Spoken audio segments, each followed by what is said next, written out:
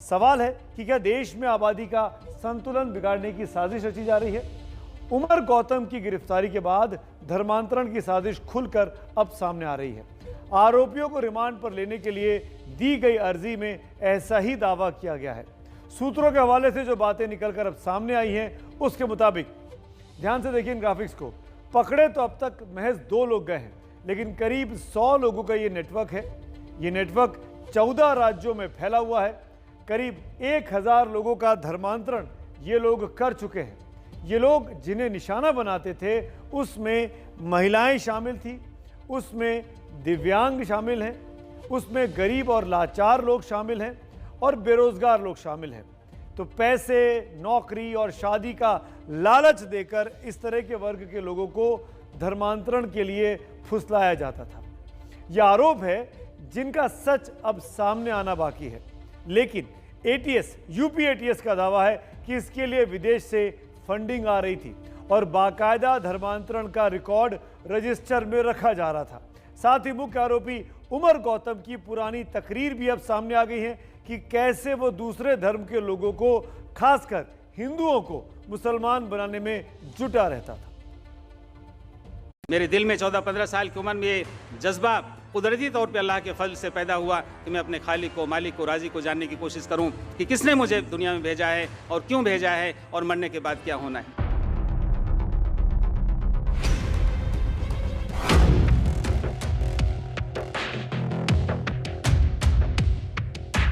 इन तकरीरों के पीछे क्या साजिश थी? क्या धर्म परिवर्तन का कुछ और मकसद था?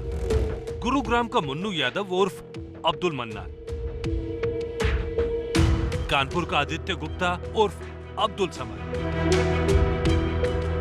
मन्नू यादव और आदित्य गुप्ता ना तो बोल सकते हैं ना सुन सकते हैं, लेकिन फिर भी धर्म परिवर्तन के रैकेट में फंसाया गया।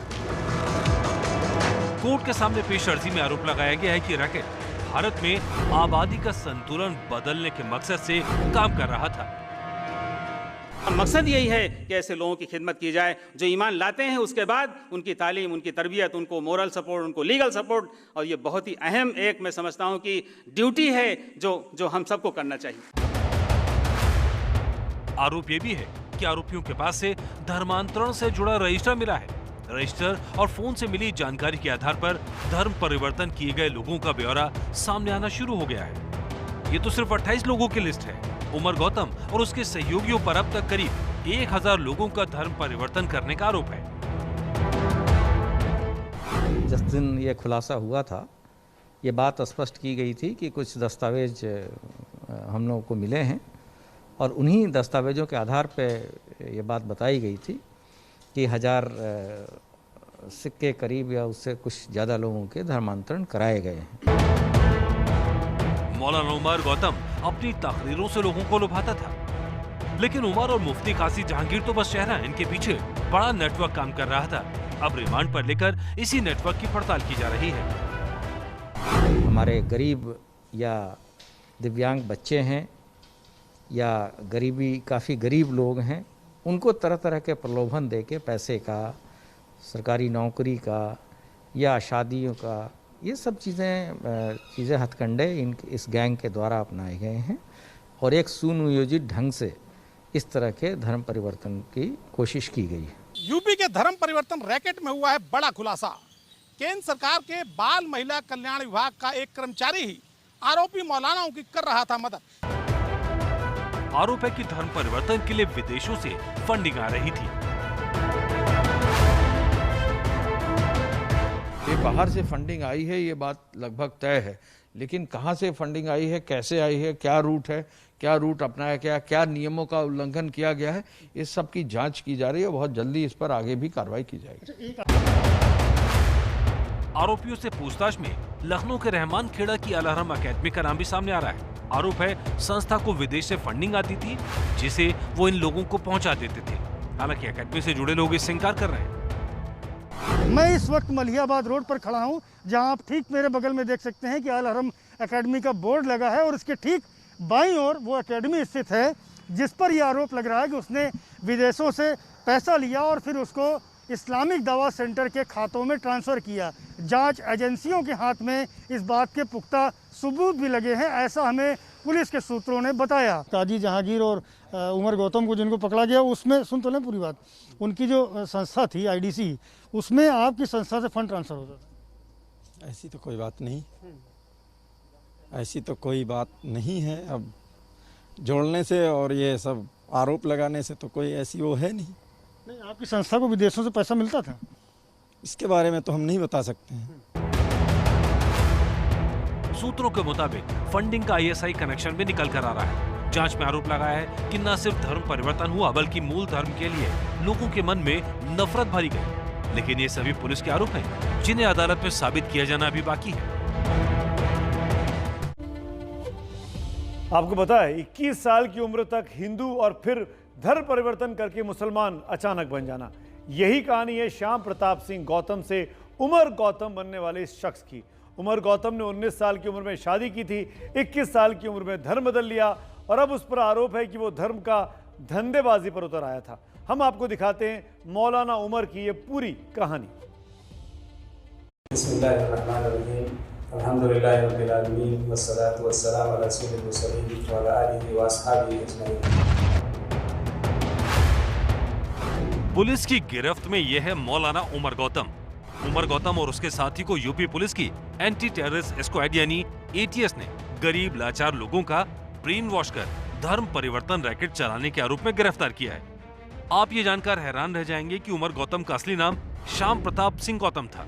सिर्फ 20 साल की उम्र में उसने हिंदू धर्म छोड़कर इस्लाम कबूल किया था। फिर अपने धर्म परिवर्तन की कहानी को बेचकर वो दूसरों को भी ललचाने लगा।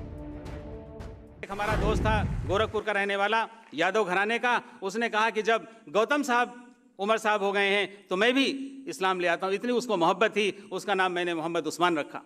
और वो दौर है और आज का दौर है, मैंने ये नियत की और इरादा किया कि इस दीन के पैगाम को, इस कुरान और सुन्नत की तालीम को वहाँ तक पहुँचाना है जहाँ तक अल्लाह तबारक तआला की तौफीक हासिल होगी।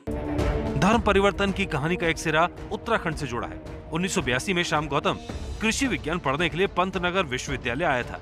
उसके साथ के छात्र अब प्रोफेसर बन गए। उस दौरान वो होनहार छात्र हुआ करता था।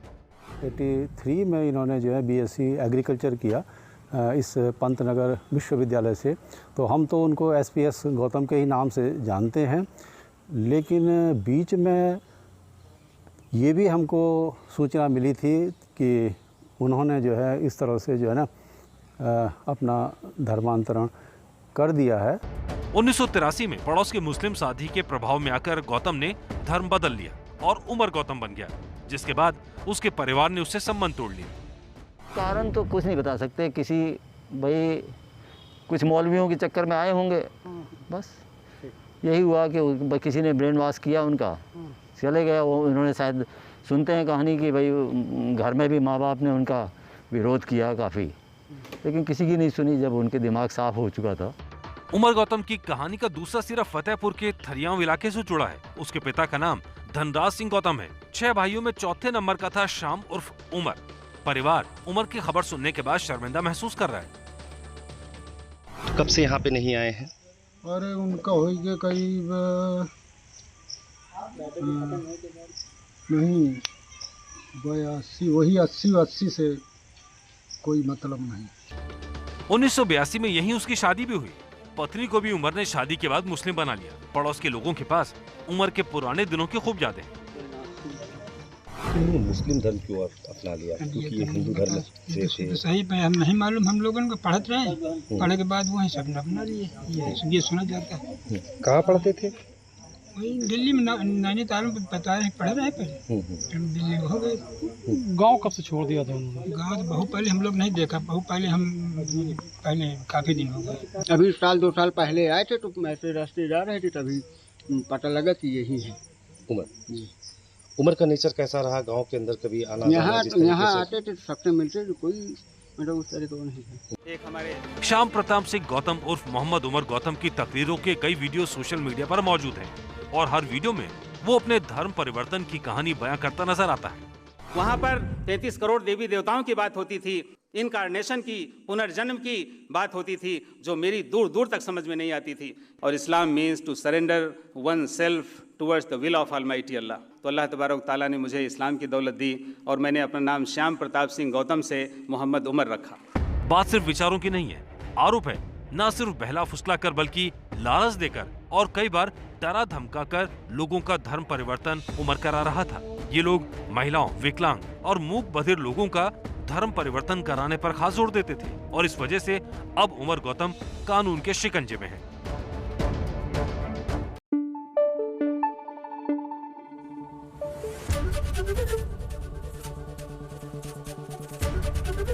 एबीपी न्यूज आपको रखे आगे।